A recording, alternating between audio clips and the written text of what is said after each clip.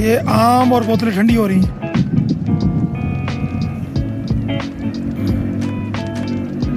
वो सामने नारायण रोड है, वो सामने वाला जो पुल है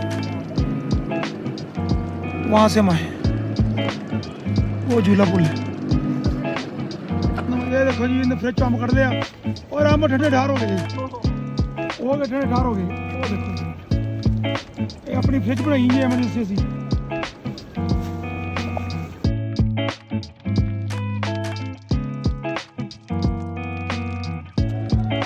फुल इंजॉय भाई, ठंडे ठार मजेदार।